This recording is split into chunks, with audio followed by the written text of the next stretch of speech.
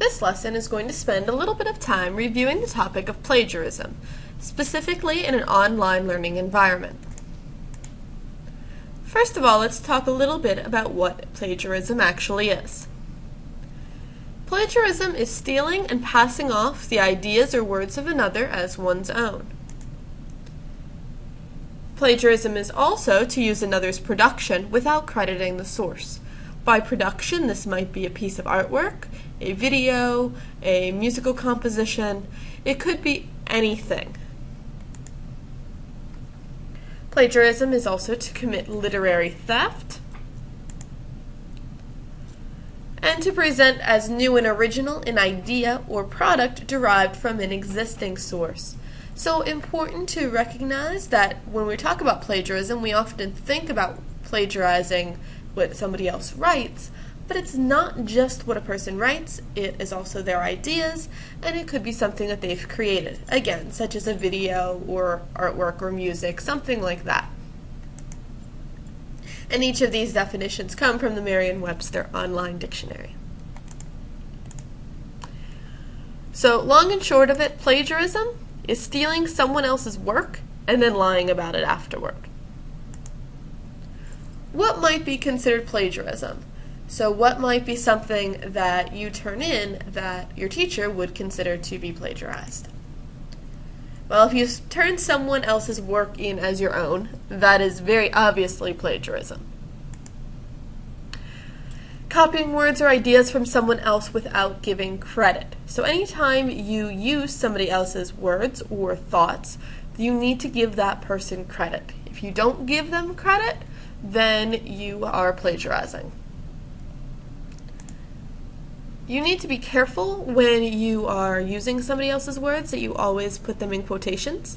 Remember, quotation marks need to be used anytime you are taking words exactly from what somebody else has written or said. Plagiarism is also giving incorrect information about the source of a quotation. So, for instance, you're not sure who wrote it or where it came from, so you just make it up. That is plagiarism. It's also plagiarism if you change words but copy the sentence structure of a source without giving credit. And I see this a lot. Students will submit something and they've changed a few words here or there and they consider it their own. They don't consider it plagiarism. And that's not the case. When you are using somebody else's thoughts or ideas, you need to completely put it into your own words. You need to change the way the sentence looks. Just swapping a few words here and there does not mean that you have avoided plagiarism. And also copying so many words or ideas from a source that it makes up the majority of your work, whether you give credit or not. You can't just turn in an entire paragraph, put quotation marks at the beginning and the end and tell where it comes from, and consider that an okay assignment. That is still plagiarism because it's an entire paragraph. It's your entire piece that you're submitting is someone else's. So even though you've given credit, that is still an example of plagiarism. Okay, and you'll find that each of these suggestions as to what might be considered plagiarism do come from an interesting website called plagiarism.org. So how can you prevent it? How can you make sure that you are not plagiarizing, both in your online class and in your traditional classroom? First of all, talk to your teacher. Make sure that you and your teacher are on the same page for the expectation of the assignment. Sometimes there will be assignments that you will not be expected to use any outside information. If that's the case, then you should make sure you're not using outside information. Things like opinion questions, for instance. How silly it is to plagiarize an opinion question when the teacher isn't even looking for outside information. They want to know your opinion. So talk to your teacher. Make sure that you both understand and know where you're going with the assignment. Make sure that you understand your teacher's expectations. Make sure you also understand your teacher's expectations for how he or she wants your information cited. Your teacher should provide all of that information to you.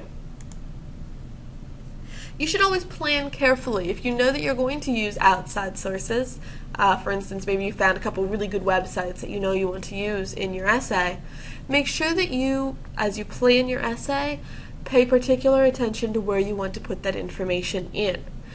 if you are using that as you plan, that way when you get to the actual writing, you'll know, number one, where to look for that information, and number two, you'll remember to cite it.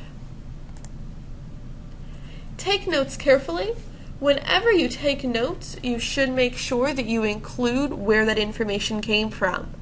So it's a good idea, you're looking at a website, you take some notes of the information that's on the website, and then on the paper where you're taking notes, make sure you include that website's information. That way, when you go back to use those notes later, you'll be able to include very easily a citation for that information. And remember, you've probably covered citations in a class before, but a citation is just a way in your paper or in your research to show exactly where your information came from. Make sure you know how to paraphrase and summarize correctly. Paraphrasing is when you take a paragraph or two paragraphs, for instance, of information and completely put it in your own words. That means you change the words, you change the sentence structure, you change the order, you completely change it around. Summarizing, on the other hand, is better for longer pieces of information. Maybe you read 3 or 4 pages and you write a quick summary, an overview of those pages. Your summary shouldn't be more than 3 or 4 sentences long. And again, your summary is completely in your own words. You don't simply take a sentence here or there from the 3 or 4 pages that you've read. Always cite or tell your sources whenever you're in doubt. If you're not sure if you should include them, include them. It's better to be safe than sorry. And again, all of these tips also came from this really great website, plagiarism.org. One other quick thing to remember, not every source on the internet is a good one. Just because you found the information on the internet does not mean that it is reliable. So please always remember to evaluate your websites carefully. And as always, if you're ever in doubt about anything, make sure that you contact your teacher and ask him or her for some extra help. Maybe they can help you paraphrase or summarize. He or she would be more than happy to help you. You just need to reach out and ask for that help. So you do have an assignment to do with this video. You need to go to the website where a lot of this information comes from, plagiarism.org. Really great website to look at, very user-friendly, offers lots of answers to questions. From the main page of the site, select Plagiarism 101. And after you select that, select the choice Types of Plagiarism. Plagiarism.org gives you 10 types of different plagiarism. For this assignment, you need to read through each of those 10 types and then choose one of the types and explain it in more detail. First of all, put it in your own words. You need to paraphrase. This is good practice. You don't want to plagiarize one of the types of plagiarism, folks. So make sure that you're being very careful to put it completely in your own words and sentence structure. And then also, I'd like you to provide an example of how this type of plagiarism could happen, either accidentally or on purpose in an online class. And try to be as specific as you possibly can with your example. Okay, make sure that you read over again these parts of the assignment so that you're clear on what you're doing. Good luck, and as always, if you need any help, please contact your teacher.